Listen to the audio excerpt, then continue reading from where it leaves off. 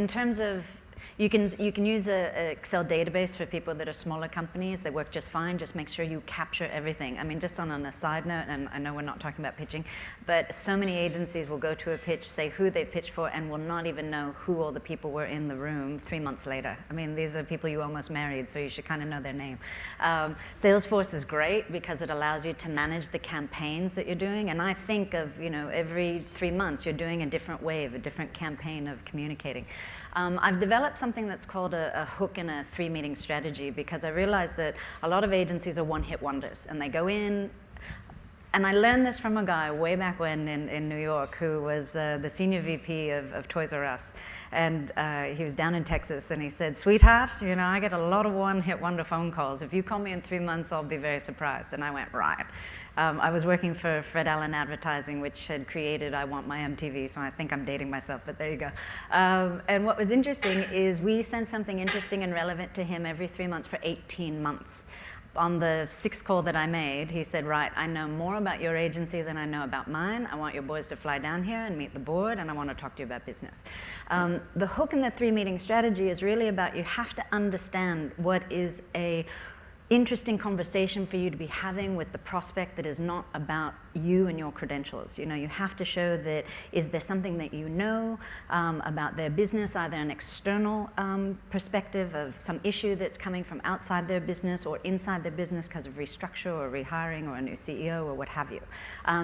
The way you find your hook is actually a lot easier than most people think. If you scope out from the work that you've been doing for your clients for like the last 12 to 18 months, you'll start to see a pattern that they all come to you for 1 or 2 main reasons within your field of expertise. They have a similar problem. And what you can hazard a guess is that your prospects, especially your ideal ones, are having the same problem.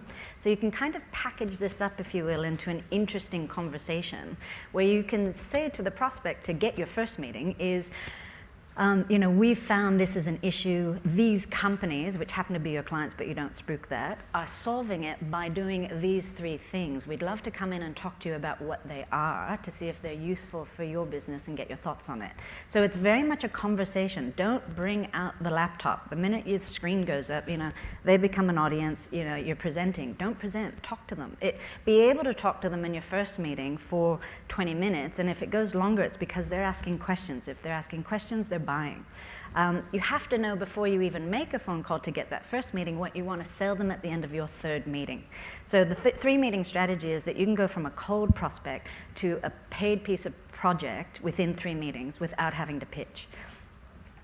So the idea at the end is it's about productizing your service. What's a project that you can come up with? What's a way that you can package up what you do in a simple way that's easy to buy, so that you know what that toolbox is going to be? It's going to be several different tools that you might be able to bring out. The first meeting is the most important one because you're doing a couple of things simultaneously, and this is where your agility needs to be at the highest level. So you're delivering your hook that got you in the room, because if you don't deliver that, then you're kind of making it up on the phone. You're also doing fact-finding. What are their problems? What are their issues? What are they looking for? What's the perfect world? And you're also qualifying them. I'm a big fan that you cannot qualify people before you have your face-to-face, because I've heard a million times, we're happy with our agency, we're not talking to anyone, and I've got business out of, we can't talk to another agency a million times. I think the other perspective is, don't try to be a replacement, try to be an addition. And that's how you get your projects, because the project you're discussing with them in that fact-finding first meeting that will eventually be something you co-create in the second meeting to be a brief and a project with them is what you close and sell at the 3rd meeting. So it's really quite a structured thing.